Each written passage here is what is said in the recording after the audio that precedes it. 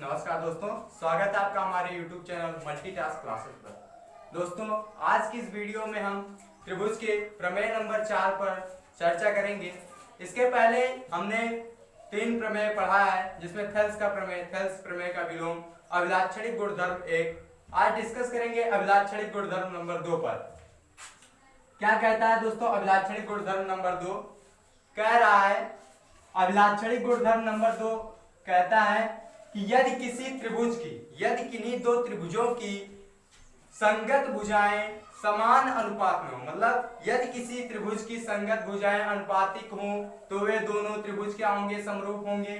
मतलब कोई दो हमको त्रिभुज दिया है, कोई हमको दो मान लेते हैं त्रिभुज दिया है ए बी सी। एक त्रिभुज है ए बी सी, दूसरा मान लेते हैं डी ई एफ। कह रहा है यदि इनकी भुजाएं समान अनुपात में हो तो ये त्रिभुज समरूप होंगे। मैंने बताया था पिछले लेक्चर में कि समरूप होने के लिए क्या क्या कंडीशंस होने चाहिए। पहला कंडीशन कि वे उनकी जो है भुजाएं समान अनुपात में होनी चाहिए, जो कि दिया है। और दूसरा कंडीशन है कि उनके संगत कोण भी क्या होने चाहिए? समान अनुपात में होने चाहिए। तो एक कंडीशन हमको दिया है, दूसरी को अगर हम दिखा दे तो हम कह सकते हैं कि ए बी सी तथा डी ई एफ क्या है? समरूप त्रिभुज हैं। तो मैंने बताया था प्रमेय को सॉल्व करने के लिए सबसे पहले जो दिया है उसे लिखना है। तो दिया क्या है?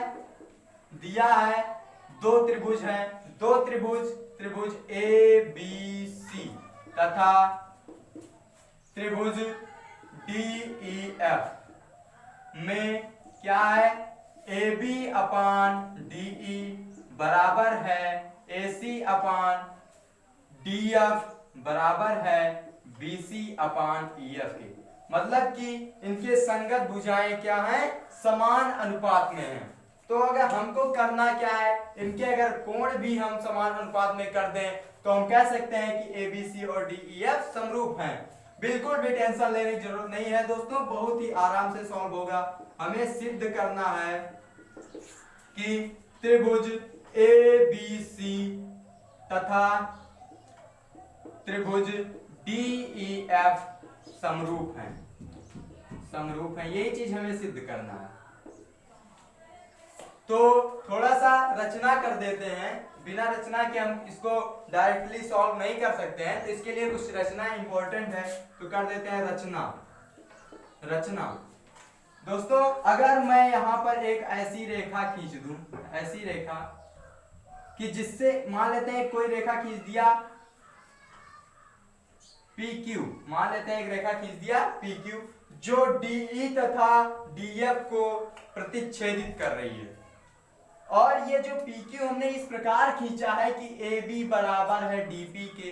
ये चीज AB, इस वाले त्रिभुज का AB बराबर है DP के और AC बराबर है DQ के। रचना में लिखना है एक रेखा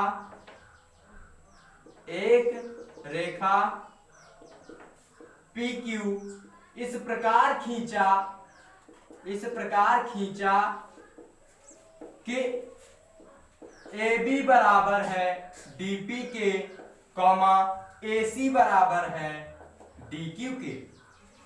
यहां तक आप लोगों को समझ में आया होगा।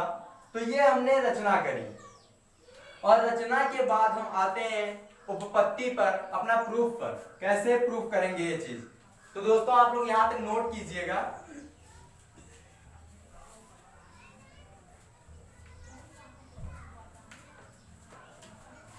अगला पॉइंट है उपपत्ति में आते हैं।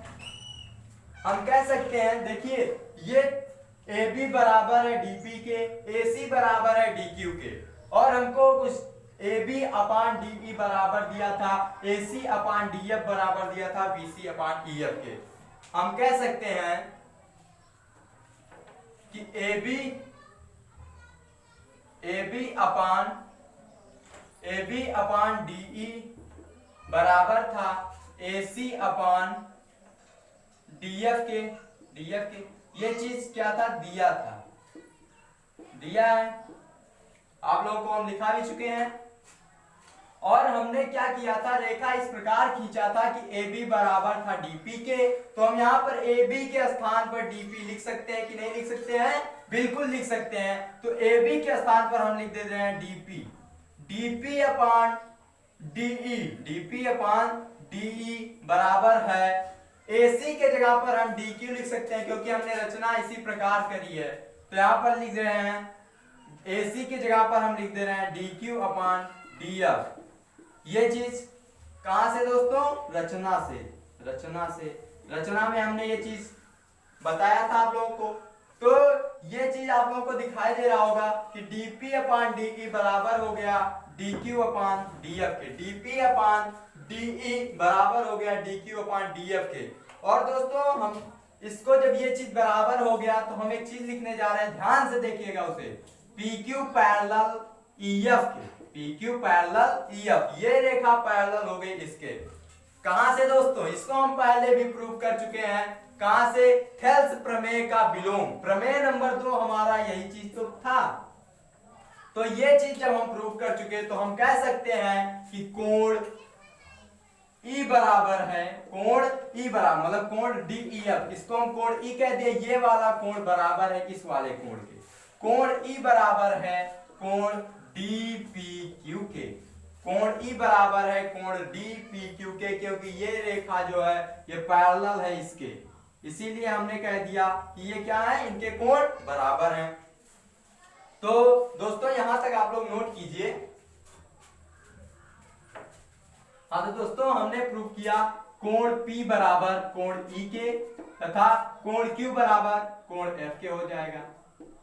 जब ये कोण इस कोण के बराबर हो गया, ये कोण इस कोण के बराबर हो गया, और ये कोण D देखिएगा इस वाले त्रिभुज में तथा इस बड़े वाले त्रिभुज में, दोनों में ही कॉमन है। तो हम कह सकते हैं कोण कोण समरूपता के अनुसार, कोण कोण कोण समरूपता, कोण समरूपता यहां पर दिखाई दे रहा होगा आपको कि तीनों कोण क्या है, दोनों त्रिभुज के कोण परस्पर बराबर हैं। देन हम कह सकते हैं कि त्रिभुज DEF तथा DPQ क्या है, समरूप हैं।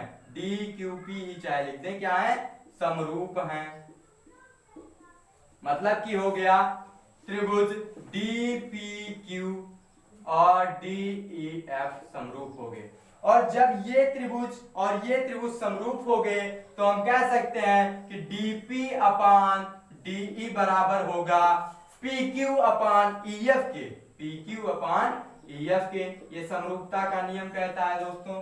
और हमने क्या चीज पढ़ा है, हमको दिया था कि AB अपान DE बराबर है BC अपान EF के, मतलब AB अपान DE बराबर है BC अपान EF के, BC अपान EF के। ये चीज हो गया, ये इतना अपान इतना बराबर है, इतना अपान इतना बराबर है। देन हम कह सकते हैं, ये चीज जब हो गया दोस्तों तो हम कह सकते हैं कि BC जो है, BC बराबर है PQ के, BC बराबर है PQ के। यहां से देखिएगा कि BC बराबर हो गया PQ के। तो जब BC बराबर PQ हो गया और रचना हमने इस प्रकार की थी कि DP बराबर था AB के, AC बराबर था DQ के, तो हम देख रहे हैं कि ये भुजा इस भुजा के, ये भुजा इस भुजा के, ये भुजा इस भुजा के बराबर हो गई। तो हम कह सकते हैं कि भुजा भुजा भुजा समांतर के अनुसार ये त्रिभुज हमारा क्या हो गया, त्रिभुज ABC सर्वांगसम हो गया त्रिभुज DPQ, मतलब त्रिभुज ABC और त्रिभुज DPQ क्या हो गए, सर्वांगसम हो गए। कैसे?